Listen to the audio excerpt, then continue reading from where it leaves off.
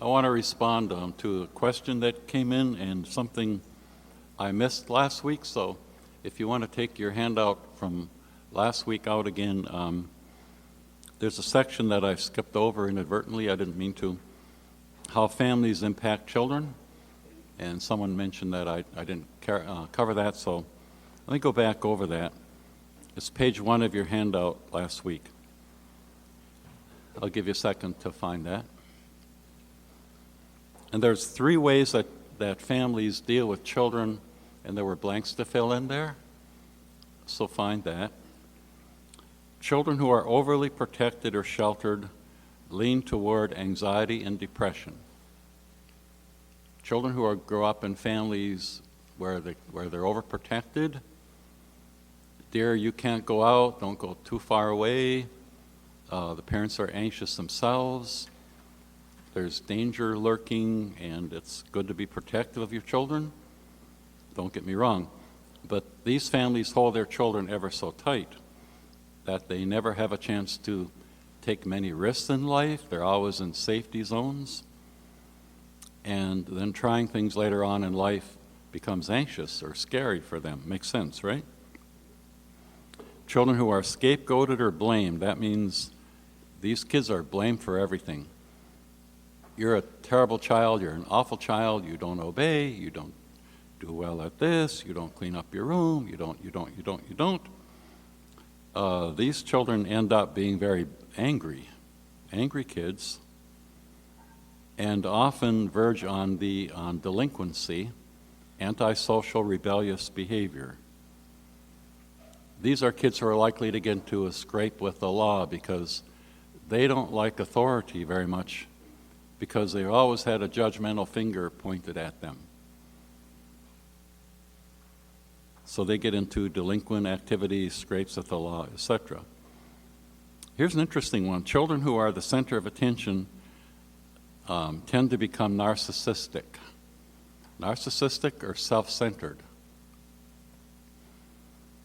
In my opinion, we've seen an uptick in narcissism since I've been in the field of counseling. That's a while, it's half a decade. Rarely did we use the term narcissistic in the counseling literature in the past. It's creeping into the literature a lot. It's people who are centered on themselves. It's the entitlement thing we talked about last week. It's all about me. Make it all about me. And these kids are focused on, in the family, no pun intended for Dobson or anybody, they're the center of attention, and they want to be the center of attention when they marry and when they grow up. So they become pretty difficult spouses to deal with, because it's all about me, my selfishness. Feed me, feed me, feed me. And we call that narcissism. Okay? So I'm glad to go back and get that with you. All right. A couple other things about dealing with suicide crisis. There's 3 things to look for when you're dealing with someone who is suicidal or potentially suicidal. And I've set this out with you. I call them the 3 M's. The 3 M's. The first one is mind. What's in this person's mind? What about his or her thoughts? And here you want to know, how strong are the thoughts of suicide? How strong are they? It can be helpful to scale some of those situations on a scale of 0 being 0 low, in intensity high would be 10. Where are you on that scale? And see where they place themselves. Another way to look at it, are the thoughts occasional, or are they overwhelming? They're there all the time. People say, I think about it all the time, Doc. I think about it when I go to sleep. I think about it when I wake up in the morning. The idea of harming myself is always on my mind.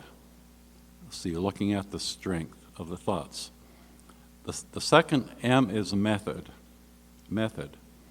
Do they have a plan in place? Method is plan. And what does it look like? And get them to tell you, if you were going to harm yourself, what would you do?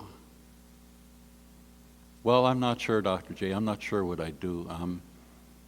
I think I might take a few pills. Okay? That's significant versus what would you do? How would you harm yourself? Well, and this gets into the third one, but I have 3 bottles of pills right by my bed. And that's what I do. I would take those pills. So do they have a method? And is the method something which leads to the third one, a means, or a means? Are there resources available? If they say I'd use a gun, well, are there any guns in your home? No, my dad locked up all my guns, all his guns. Well, that's significant. Now, people can go out and get a gun if they want to, but it means in a sense that the means for them isn't as strong as, yes, I have a gun right by my bed. You follow me? And I would use it. When these 3 intersect, the mind or the thoughts are overwhelming, they have a method in mind, and they have a means to do it, or the resources to do it. Don't let that person out of your sight. Don't let that person out of your sight if you're talking with them, because they're strong candidates for suicide. And you want to get them to the ER, or you want to call 911, or call a crisis intervention person, or something like that, to get them help immediately. Don't let them go home. If there's a family member there, make sure they're surrounded by family, someone that's capable and responsible is able to get them to the ER for evaluation. Okay? So those are 3 ways to kind of assess what's going on. Now, I'm not saying that you should depend totally on your assessment skills, and because it's always good to have maybe a referral to a professional, take a look at someone, evaluate someone. You don't have time to do that, though, if the means, the method, and the resources are there, and the means for them to do it tonight, maybe when they go home. Again, don't let them go home. Keep them in your office or wherever you are, the restaurant, wherever you're talking to them, and make sure they get the help that they need. Any questions about how to inquire about suicide, those 3? Remember the 3 M's. Okay. Let's take a brief look at Paul's shipwreck, and I just want to point out this is another kind of crisis that Paul dealt with. I'm going to go more quickly over that, and then I want to talk about common human needs here in the second hour. So this story was, the ship was about to go under. Paul was trying to sail to Rome, and shipwreck was inevitable. But again, Paul took over and directed the process. He spoke hope to a hopeless situation. No one will lose their lives. The only thing he did wrong was he said, I told you so. Don't do that. I told you guys you ought to listen to me. That's the only quibble I have with Paul's intervention skills. I think otherwise, man, I give him an A+. Those guys also stuck around, is that a good word? They stuck around to hear, that's what we'd say in northern Michigan anyway. They stuck around to see what Paul had to say. Remember that they were good, hardened sailors, if you will. Paul didn't know anything about sailing. Why would they listen to Paul?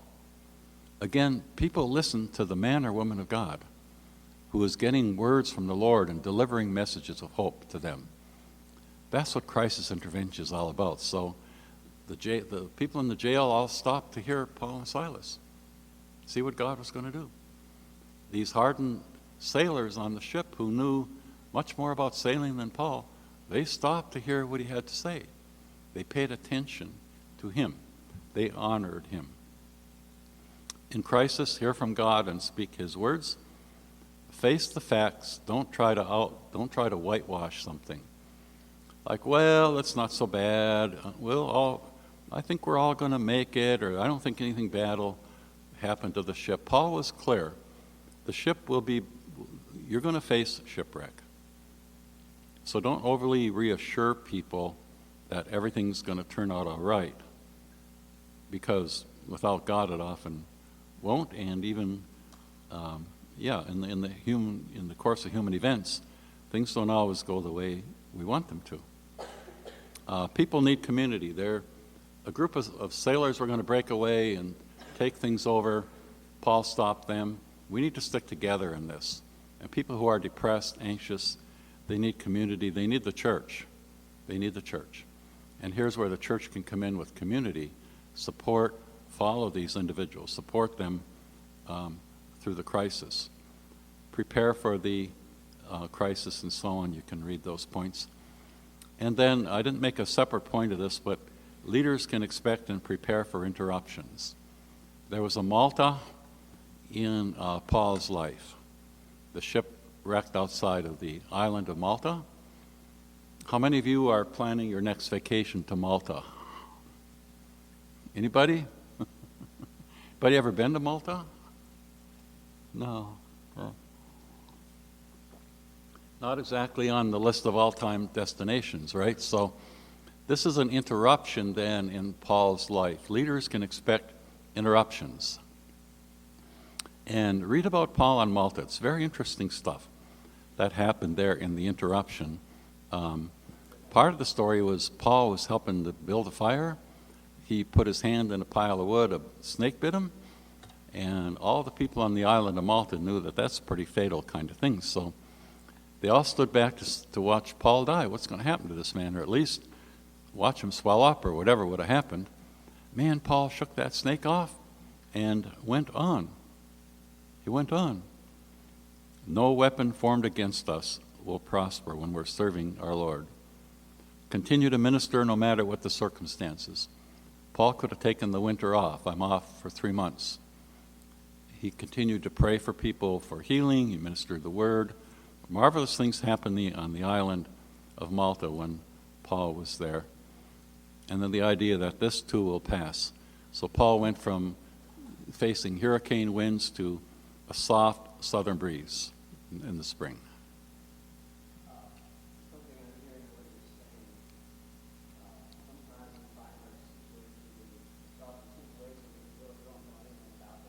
Uh-huh.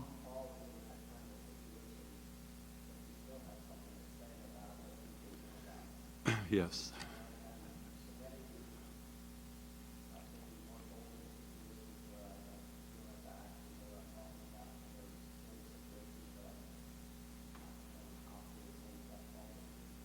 Good job. Excellent. Especially a word from the Lord. Yeah. Yeah. Excellent point. So you don't have to know about everything to encourage and help people. Yes. So this too shall pass. The interruptions will pass. You'll go from a force of gale winds to a soft southern breeze. All right. Let's talk about the next principle. Leaders effectively meet people's needs. And I'm excited about presenting this to you. It involves, again, some research I've done in the Word about common human needs.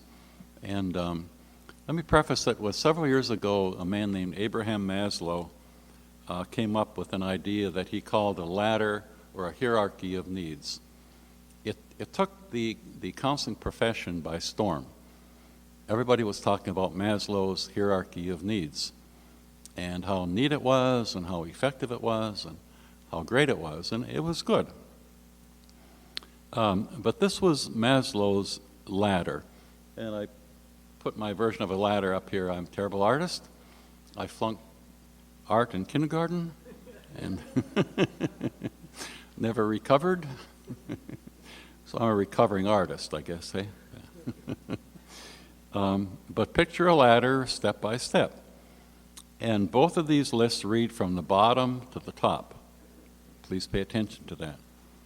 They read from the bottom to the top. So the bottom is physical on each one of those, okay?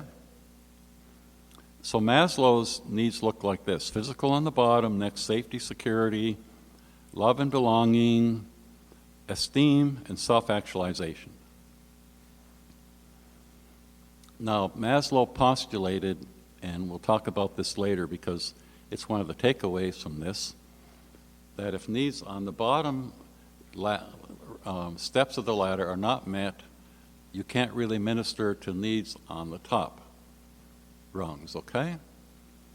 In other words, if someone comes in to you to see you, you're a leader in the church, they don't know where their next meal is going to come from, and they don't have a home to stay in, a secure house, secure place to be, it's going to be hard to talk to them about the gospel of Jesus Christ or about self-fulfillment in Maslow's hierarchy here, or about self-esteem, if you will, again from Maslow, because they're going to be fixated on this lower level. Follow me? So the first thing in meeting needs is always meet needs on the lower levels of the ladder first. Now, I've been studying Elijah's story in 1 Kings 18 and 19 with this in mind. And I saw that long before Maslow ever came up with a hierarchy of needs or a ladder of needs, God had a really neat one, a really neat ladder of needs. So I put that out for you to look at tonight with me. Let's put this in context. You read the story in 1 Kings 18 and 19. Elijah, with God's help, was very successful in conquering the prophets of Baal. God showed up, the fire came along and burned up the sacrifice, burned up the water. But Elijah did a lot of hard work. He tore down the old altar. He built another altar for God. He cut the bullock into pieces, if I remember right. And the fire fell from heaven. And Jezebel said, Elijah, I'm going to have your head on a platter by tomorrow. Elijah began to run. He ran all across most of the state of Israel. Hear that? Most of the state. He didn't run from here down to the nearest Turkey Hill. He ran across the state. They say miles and miles and miles, maybe like the state of New Jersey, something like that. Marathon man. So he pulls into the stop, exhausted, tired, weary, and afraid. So this is God's challenge. How do I meet this man's need? So God took this ladder. Again, it reads from the physical is the first one down here. Okay, follow me? Everybody with me? Okay. So the first thing God did was minister to Elijah's physical needs. Again, he followed that ladder. He said, I know you need to eat and sleep and you need water. So he gave him food, water, and tucked him in bed. Nice story. Read that story again for yourselves. The second was safety and security. Elijah's life was being threatened. He was not secure. He was not safe. God hid him in a cave and sent an angel. It says in Psalm 91 that he'll send his angels to take charge over you. A few weeks ago, something happened to me. I'll tell you about it quickly. That I think an angel was watching me. I was driving along a road where there was a one-way bridge, and a car was coming the other way, and I stopped to let the car pass, and it took about 10 seconds, and then I went on, and by the time I got to the light, it was green, and I got from about here to the wall away from the green light, and the car went through the red light, like 40 miles an hour. Maybe 50, I think it was. Sometimes you can't really tell in a situation like that, but he was barreling through that red light. And I was prompted to stop and let that other car go through. Now, was my angel watching over me? You can argue yes, no. I tend to think so. I tend to think God stopped me long enough that I was not in that intersection 10 seconds later where that car likely would have barreled right into me. Thank you, Lord. It says in Psalm 91 that he gives his angels charge over us to keep us in all our ways. The third thing that God did was relate to Elijah's social, relational needs. Elijah was alone, but God kept him company. He also assured him that he was not alone. And this gets into the reframing piece I'm going to talk about a little bit later, but Elijah was saying, I'm the only one left in Israel. I'm the only believer. Nobody else cares anything about you, God. And God said, that's not true. 7,000 men in Israel have not bowed their knee to Baal. So Elijah was assured by God that he wasn't alone. The social, relational needs were met. The fourth one is cognitive, and we looked at reframing already. God changed Elijah's thought processes. And again, you can hear a lot of reframing coming through in the teaching I'm giving you here. The next topic is about reframing a little more. It means changing someone's negative thoughts in a more to a more positive way of thinking. Shifting negative thoughts to a more positive way of thinking. That's what reframing is. Okay? So God reframed Elijah's thought processes. You are not alone, Elijah. You are not alone. God met Elijah's emotional needs. He was a good listener. He didn't put down Elijah's emotions. Elijah was scared. He didn't say, Elijah, why are you so frightened? You're not believing in me. You're really not being a very good Christian right now because you're living by your emotions. God never did that. Then spiritually, God spoke to Elijah in a still, small voice. There were three phenomena that hit the mountain. One was a strong wind. God was not in the wind. Another was a strong earthquake. God was not in the earthquake. But God was in the still, small voice.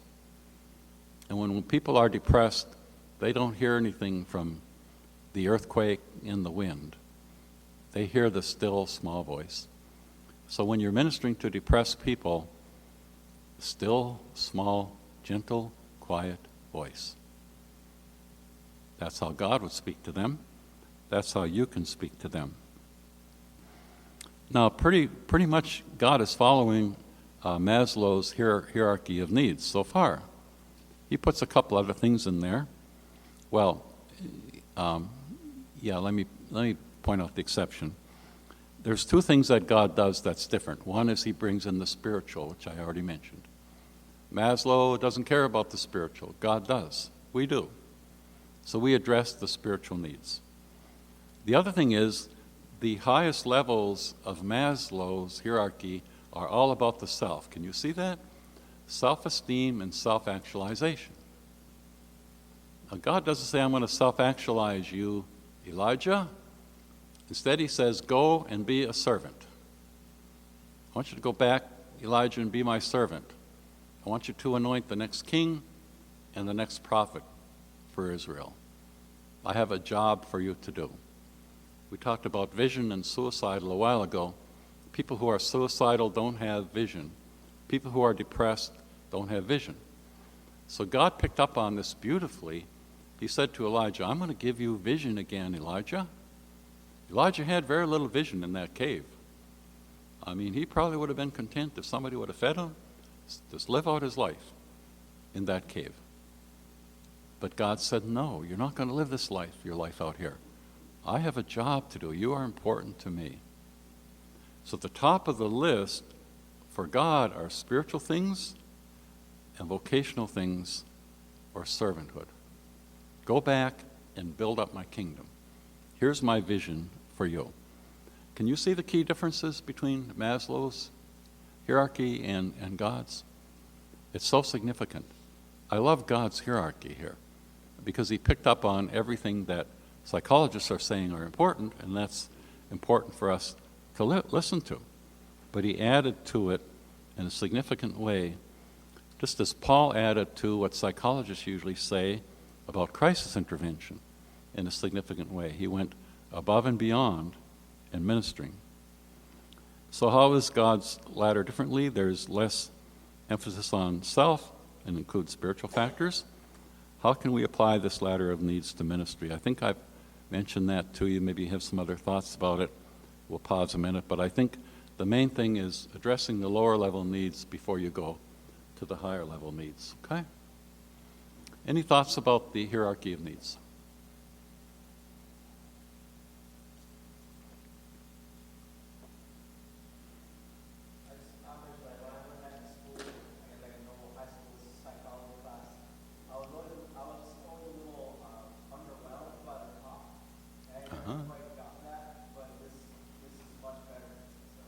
Thank you. God does it right, doesn't he? Yeah. And let me just encourage you to study the Word in these kinds of ways. Not trying to make all of you counselors, but obviously I look at the Word a lot through the counseling lenses, and I don't expect all of you to do that in the same way I do because it's my profession. But look at it through the eyes of potential leaders. What is God trying to teach me here that I can use in leadership? How can I grow through this? How can I use this concept to meet people's needs? And it really is all about meeting people's needs. That's what the church is about. Certainly the spiritual needs are paramount in that. But it's about meeting needs, and this hierarchy, I think, is very useful. Any other thoughts? Okay, let's keep plowing along.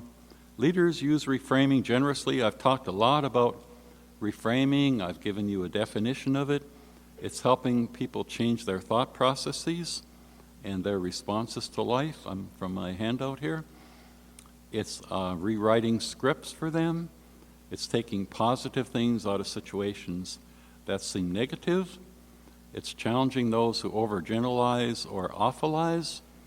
How many of you know people who awfulize? Everything is terrible in their lives. Don't raise your hand, but do you know people like that? Of course you do. I had an interesting encounter with a guy who came in who was an awfulizer, if you will. And he came to my office for help and told me about how terrible everything was in his life. Dr. J, my body's broken down. It's not working right. I can't get around, and this ain't working, and that ain't working, and I'm falling apart, and I don't think I'm going to live much longer, blah, blah, blah, blah, blah. So I said to him, sir, I said, how did you get into my office today? Who helped you up here? Because there's a few steps to get up to my office. And he said, what do you mean, who helped me in here? I can do that on my own. Oh, so you're able to climb steps, huh? Yeah, I can climb steps. So your legs are working right, huh? Well, yeah.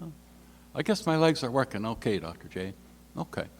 So when you came in, my office manager or secretary gave you a form to read that you had to fill out and sign. And who read that form to you, sir? What do you mean, who read that form to me? Well, you're saying everything about your body doesn't work right, so I assume that your eyes aren't very good. Oh, my eyes are fine, Dr. Johnson. I read that fine print and I looked at that and I signed my own name to that. What do you mean my eyes aren't working right? Oh, well, I just wanted to inquire. So you get my drift? I took him into about 2 or 3 other areas. Can you see how I challenge people? Oh, my goodness. I was challenging his reality and helping him see in a reframing way that what he was saying about his body was not true. Now, I'm not denying that there were some things about this man's body that didn't work right. He wasn't a young man. It's a given that he wasn't in perfect health or shape. I agree with that. But I was challenging his concept of reality and helping him reframe things and see it differently. Another way to look at reframing is it's encouraging people to put on God's eyeglasses and look through their lives through the eyeglasses of the Lord and not their own glasses.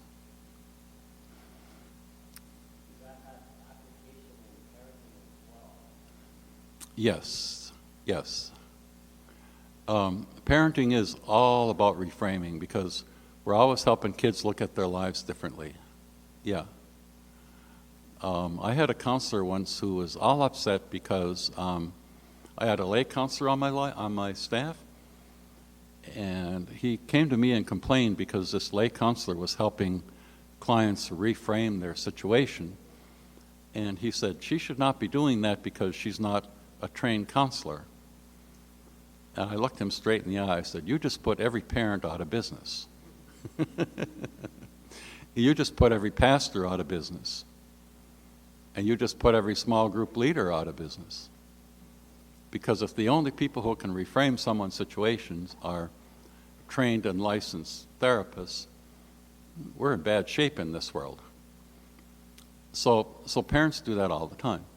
I think spouses do that for each other. You got to be careful with reframing for a spouse, because it can begin to get close on the edge of a fix-it mentality. I'm going to reframe this for you, honey, and help you see it the way it really is.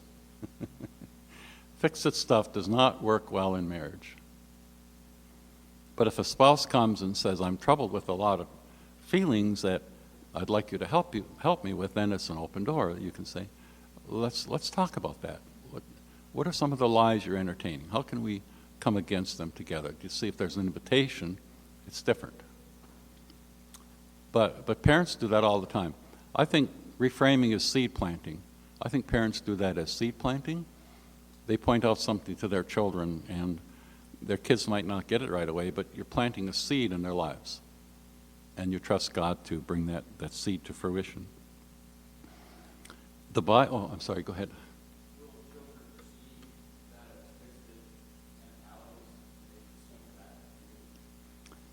Yeah, sometimes, but yet I think there's an understanding that children have that's a part of a parent's role, is to speak that role, and yeah, part of the job description, if you will, of a parent. Yeah. Let me give you this principle to chew on. Almost everybody who accomplished mighty things for God had their situation reframed before they were effective in ministry. Let me say it another way, again to you, maybe about the same way. Almost everybody in the scriptures who accomplished great things for God had their situation reframed before they were able to take that step. And people who would refuse the reframe generally were not very effective. Saul would not take any reframes, for example, hard. But there's some wonderful biblical examples where people took on the reframe and their lives were changed. Let me just point out a few. And there's tons of them, by the way. Joseph is a wonderful example of that. It's in your notes here. When he said to his brothers, you meant it for evil, God meant it for good. Classic reframe. Joseph could have looked back and been very bitter toward his brothers. He could have tossed them into prison. First time he saw them, let him rot in prison if he wanted to. But his situation was reframed by God, and he forgave. We talked about forgiveness as a process or event last week. I think Joseph saw forgiveness as an event. My opinion is he forgave his brothers long before they ever appeared on the scene. Gideon's a scared man. He's hiding out in the woods, and he's trying to harvest a little bit of corn or wheat or whatever, and far away from the whatever kites were after him, Amalekites, whatever. And God comes to him and he says, Gideon, you are a mighty man of valor. I'm a what? Yeah, Gideon, you're a mighty man of valor. Oh my goodness. I certainly never thought of myself that way. I'm a scared cat. And Gideon continued to be a pretty cautious guy. God worked with his OCD, if you will, a little bit. OCD, obsessive compulsive disorder with Gideon, I think. But God worked with that. He kept stripping away his defenses. He kept saying, Gideon, I'll do this for you. Just submit yourself to me. We'll get the battle won. And Gideon, with God's help, won a mighty victory. Elijah, we noticed his reframe there. Moses, I can't speak, God, I can't speak. I stutter, whatever. And God reframed, I'll give you Aaron to speak for you. I am what I am a powerful God for you. We covered that last week. Powerful reframe for Moses to be able to say, I think I can try this. But his situation had to be reframed before he'd go back to do the run of getting Israel out of Egypt. Jesus reframed all the time. You have heard it said, but I say. That's a reframe. And Peter, there's a verse where, don't be confused when the trials of life hit you, because trials produce patience. That's a reframe. We see trials as awful, terrible. God reframes it. There's a purpose in this. I'm leading you into a purpose. Reframes over and over and over again. Watch for those opportunities to change people where they're stuck in their thinking as leaders into thinking God's way. Okay? Questions about reframing?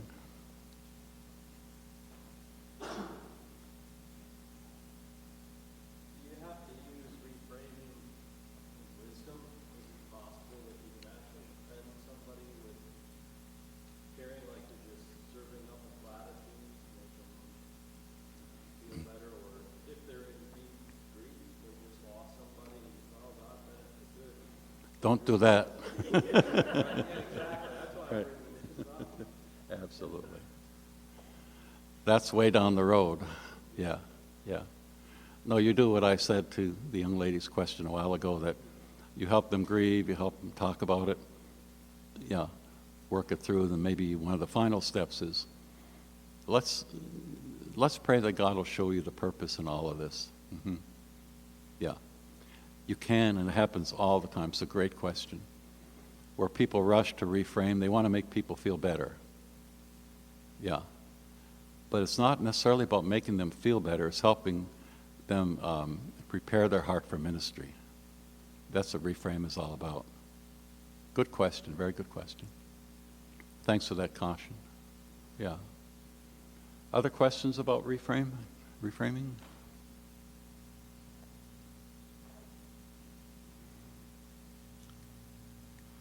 While you're thinking, let me make a note about that one.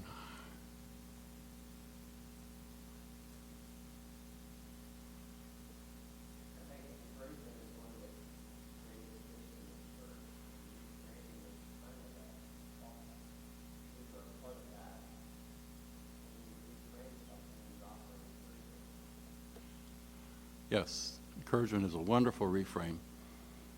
And realize that it's likely going to take people a while to buy into your reframing. It's not like, even with myself as a counselor, people are paying to come to see me, but if I do a reframe, I don't expect them to bow down and say, oh, thank you so much, that's so wonderful to hear that. I've been waiting all my life to hear that. It's more like seed planting. And maybe 2 weeks later, they'll come in and say, I've been thinking about what you said, Doc, and the Lord's been speaking to me about that. So it takes time for the reframes to take effect. Yeah. And again, if you look at the stories, God was very patient with these people. He was very patient with Moses. He didn't say, well, if you don't accept what I say, I'll find someone else to go do that. We'll look at Peter's story before we stop tonight. Very patient with Peter and reframing a situation over and over again. Yeah.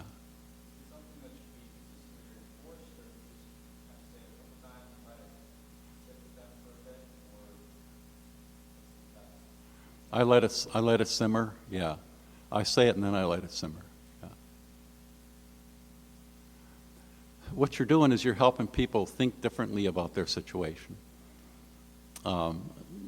A boat that's moving, a big boat won't turn fast. Small boats you can turn fast, but thinking that's stuck, like the Titanic, didn't move quite fast enough. And that's, some people are stuck that they're thinking, hopefully, I'm not saying they're all going to hit icebergs, don't get me wrong, but it takes longer to turn a ship like that. It takes longer when people's thinking is real stuck to help them turn around. Does that make sense? Yeah.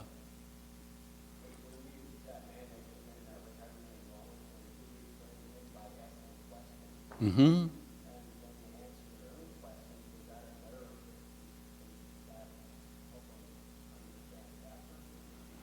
I don't remember how he responded. I only remember what I said. I don't remember what he did. But I would tend to say those things and then drop it and then run from it. That's how I operate. like, I challenge his thinking and then say, that's what I think, but let's let that go for now. You can think about that. Let's find out why you're here. Yeah. So I'm often one to suggest something and then kind of say, this is what I'm thinking, think about this a little more, pray about it, see what the Lord would tell you. Let's talk about it next week. Yeah. Seed planting. Seed planting. Leaders are seed planters. Paul said, someone planted the seed, someone watered it, God gave the increase. Yeah. Okay? Good. Good discussion on reframing. Thank you. Let's go quickly through the next two, and then I want to camp a little bit on the other handout with you before we stop. Leaders choose people who are different from themselves, different from the way they are. I think we all have a tendency, if we're going to choose a leadership team or partners in leadership, that we're going to pick people who think and act like us. Jesus chose disciples who were very, very different. I think all of you would agree, if you were going to choose 12 people to walk with you, most of those guys wouldn't have been on your leadership team, if you will. But Christ realized that they were going to bring variety and richness. And I'd encourage you to look at temperaments and become familiar with temperaments. How many of you have done any kind of temperament studies at all? Okay, pastors? Yeah, a few of you. And I've given you some temperament things that you can look up if you want to. The TJTA is the Taylor-Johnson temperament analysis. The DISC I'm going to explain. Myers-Briggs, these are all temperament analysis. If you're going to do any kind of pre-marriage counseling, you should at least be familiar with the temperament analysis, that you can help couples look at their temperament and how their temperaments usually are different, and help them get a little bit of a sense of that. Because almost every couple has a different temperament. If you're knowledgeable about it, you can help them see, well, you're a D or you're a C, whatever it is. So let's talk about the DISC a little bit. Anybody know about the DISC? Anybody ever work with the DISC? How many of you? Okay, again, if you lead this.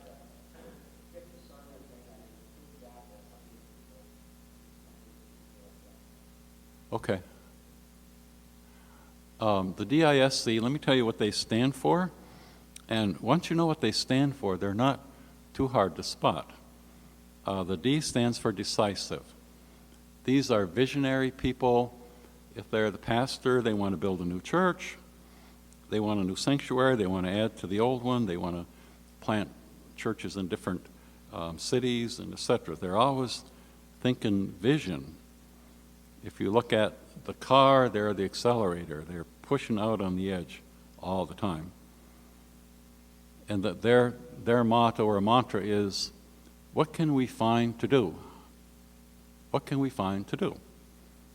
The I stands for influencer. Influencer, they are people-oriented individuals. If you put the D's and the I's in a small group together, the D's would be saying, let's find the job for this group to do. The I's would be saying, let's get to know each other. Let's find out what people in this group are thinking, feeling, what makes them tick. The S stands for security.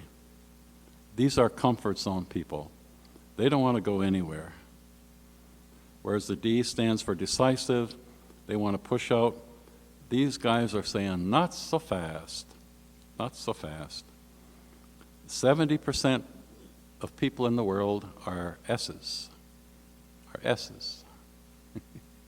So most of the people in your churches are S's. They're comfort zone people. We ain't never done that before, Pastor. You sure we can do that? And then C stands for concise. That's more my term, I guess. They want to know all the facts. Man, if you're talking about building a new church or adding on, they want to know how much is it going to cost and how we're going to get the zoning on it and who's going to be against it and how we're going to raise the money for it, et cetera, et cetera. They're exact and precise. They're always asking how questions, how are we going to do this? the general principle for a leadership team is that all four ought to be represented on the team. There ought to be someone who's saying, let's find vision. There ought to be someone who's saying, let's meet people's needs. There needs to be someone who's saying, not so fast. And there needs to be someone who's saying, let's sit down and count the cost. Even Jesus said, before you build a tower, sit down and count the cost, right? Yeah. So this is the kind of leadership team then that balances out very nicely. And let me tell you that in marriage, we usually find our shadow self, the person that is very different from us. The D will marry an S or a C. If they do, the D drives the S crazy, and the S drives the D crazy, and the I and the C drive each other crazy. Those are two combinations that drive each other crazy in marriage. Because the D is saying, let's do this and let's do that, and the S is saying, hold it, hold it, hold it. The I is saying, the I never counted a penny in her life or his life, but the C wants every penny accounted for. The I doesn't budget very well. The C says, we have to know where every penny's going, dearie. Do you see the combinations? These guys somehow will attract each other, and when they do, there's either warfare in the camp, or they come to the place where they say, thank God for the orientation of my spouse, because that's exactly what I need. I tend to be an S. I need someone who will push me out of comfort zone. I wouldn't travel very much. Margie goes around and says, honey, I think we ought to take a trip this summer. So she's got it all arranged. We're going to Alaska. Great. Would I do that work? No, I wouldn't do that work. But I'm glad she does. And I'll go along and do my best. Likely I'll enjoy it because I came from northern Michigan. There's lots of woods in northern Michigan. There's lots of animals in northern Michigan. But a part of me would say, why don't we just go back and spend 2 weeks in northern Michigan, honey? We'll see the bear up there, and we'll see the deer and the woodchucks, and no, not going to make it. You see where I'm going with that? The combinations are interesting. And you have interesting give and take when there's those combinations of temperaments. So this is very helpful in counseling, especially marital and premarital, and in church leadership. Okay, what qualities of a good counselor make a good leader? I'm going to go quickly through these. Listening skills, of course, we've talked about that. Ability to join, ability to form relationships. Again, this is a really nice thought for you, because the main thing that helps people change in counseling is the relationship they have with the person they're seeing. And the skill of a counselor comes second to the relationship. If the chemistry isn't there, it's not going to work. So if you're a person who can form relationships with people, you know how to join them, come alongside of them, let's work together, we'll be a partner in ministry and helping you grow, I want to be there for you. Those qualities are very strong qualities to influence people. And then caring about people and being able to relate to them. Prayer is powerful. Pray with the person you're seeing. Pray for them in the session, out of the session. Share the word with them. Put them in God's hands. The focus of a leader, the focus of a counselor is essential. I tell my interns work with one issue at a time. They tend to want to work with 5 issues every session. Work with one. Take one and flesh it out. It's much better to flesh out one session, one issue in a session, than to cover 5 and nothing gets done. So interns say to me, boy, this is a great session, Dr. J. We covered 8 things. No, that wasn't a good session. Covering 8 things in an interview, a counseling interview, is not a good interview because it's too scattered, it's not focused. And people need to learn to unpack issues in detail to be good helpers. And then people want to know how much we care before they question how much we know. Okay. Those are some of the things that I teach to my interns when I work with them in counseling. We have one other handout before we go home and listen to the president tonight if you're interested in that. Any questions about good counselors before we move on? Okay. We talked about God as a model counselor, and I want to shift a little bit and talk about Jesus, our wonderful counselor. And I have 21 things on your handout. I'm not going to run through each of these. I'm going to hit the highlights. The first one would be that Jesus went to where people were located. And that's one of the things I think the church needs to do more of today. I'm not saying home visits, maybe home visits. Counselors very seldom do home visits because it's very expensive for us. We got to charge to get there, or else we eat that time. We get paid for the time we spend with clients. So if we charge them to get there, it's double. If they come to us, it's less expensive for the client. But I'd love to see more people in their home.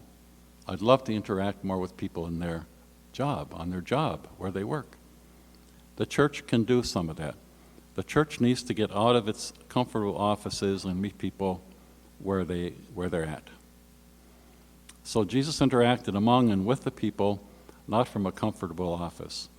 And I'm extrapolating, by the way, from John 4 and John 21, the story of the woman at the well and the story of Peter following his denial. Beautiful stories here. He worked from a position of parity and equality. Counselors often position themselves as experts. I have the word for you. I'm going to tell you what to do. And people kind of see us in that way. Just tell me what to do, Doc, and I'll do it. Tell me how to relate to my son or daughter, and I'll do it. But I try to avoid that role of expert. Sometimes it's almost inevitable that I'm going to be pushed into that role. But I don't like to be put above someone and speaking down to them. It's like the parent-child, it's like the teacher-student relationship. And Jesus had a way of walking with people alongside of them, not over them, not overpowering them, when he counseled with them. He had a unique way of involving people in discussions about issues. He used what was available. With the woman at the well, he used water as a metaphor to engage her. The woman came for water. He said, what about this water here in this well? Well, this is Jacob's well, and it goes back for centuries and so on. So Jesus tied in Jacob's well. Then he asked her to draw some water for her, which we'll get to in a minute. He asked her to be a servant to him. So water was the metaphor. With Peter, fire was a metaphor. Let me ask you a question. When was the last time before, what did fire have to do with Peter's denial?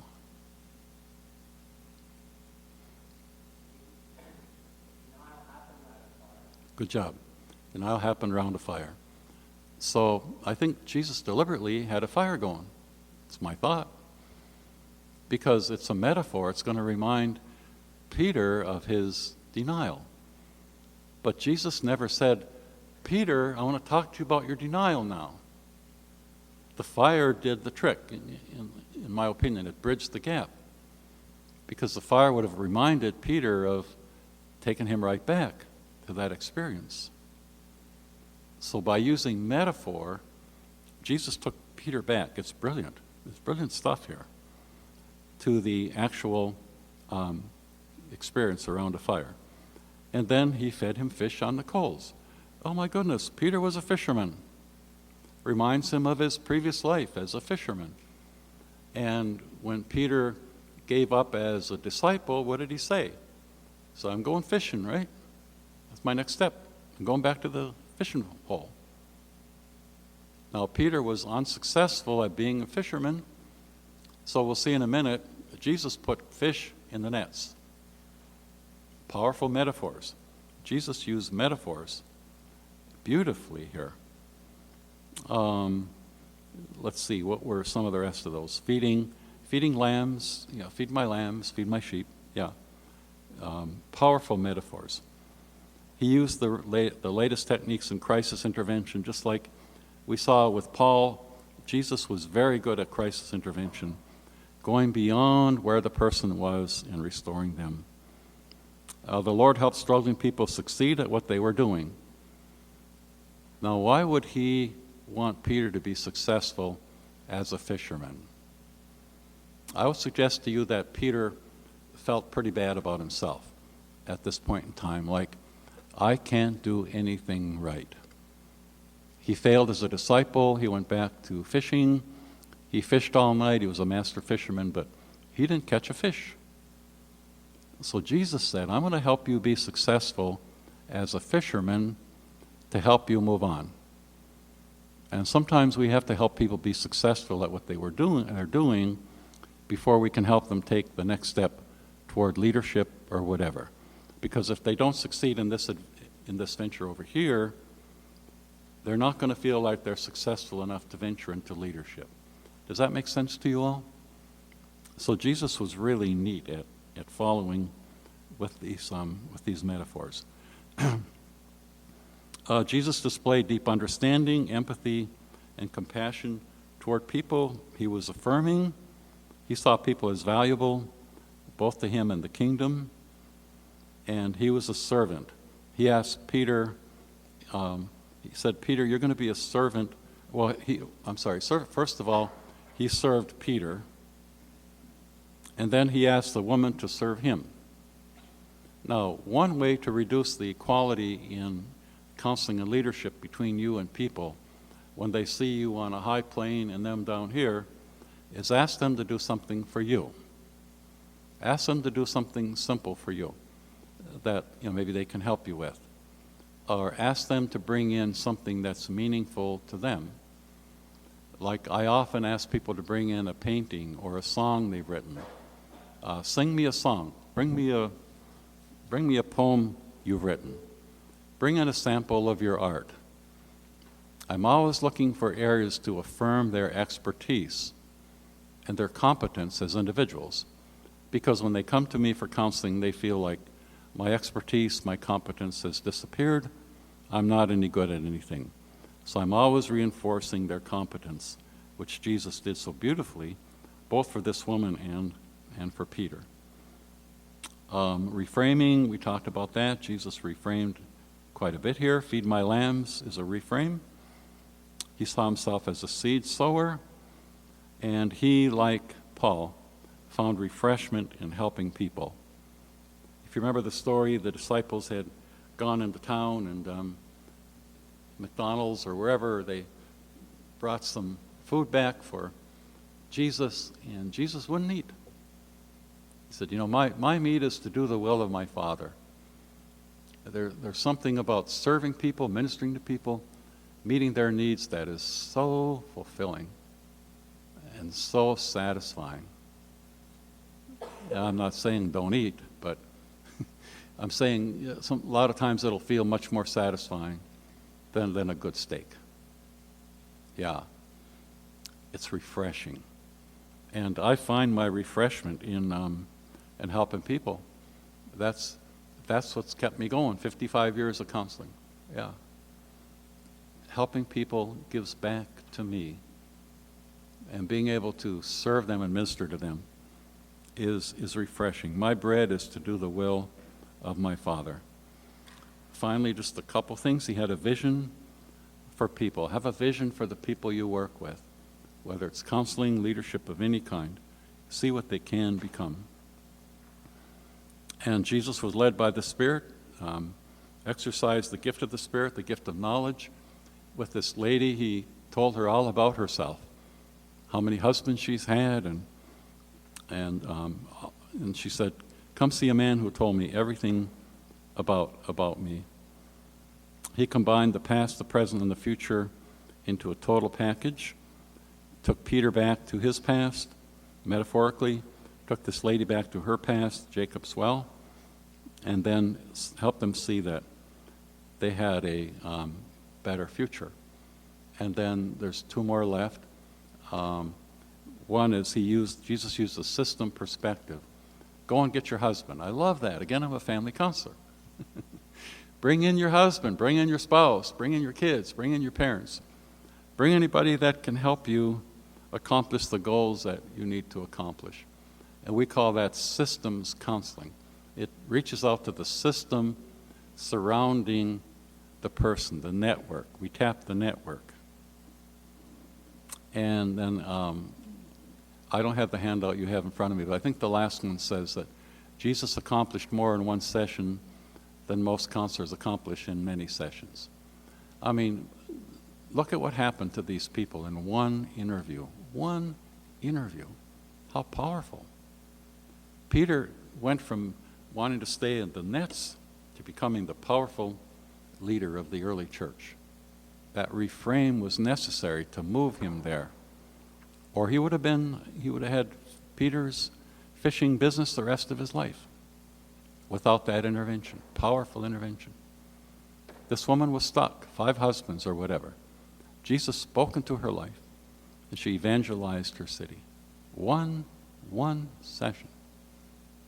And that's what can begin to happen for you. Now, I'm not saying you're going to always get all that done in one session, don't get me wrong. I don't either. That's okay. But you can start, you can build, and you can have the goal that you're going to help people reframe their lives, find new vision, and move them into new vistas of victory in the kingdom of God. Amen. Questions before we pray and wrap up?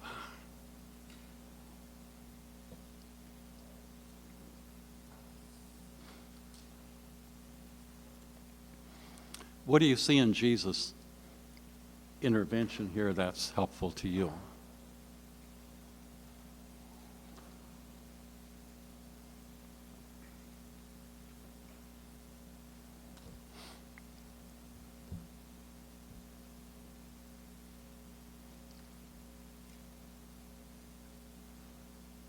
Any thoughts? You're all ready to go home?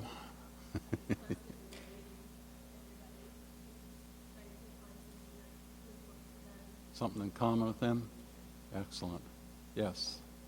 Yes. He was so good at joining, wasn't he? And relating. Absolutely. Thank you. Yeah. Yeah. Any other thoughts?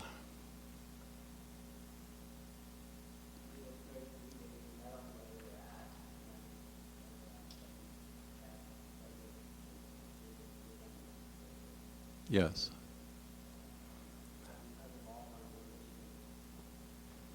He walked with them.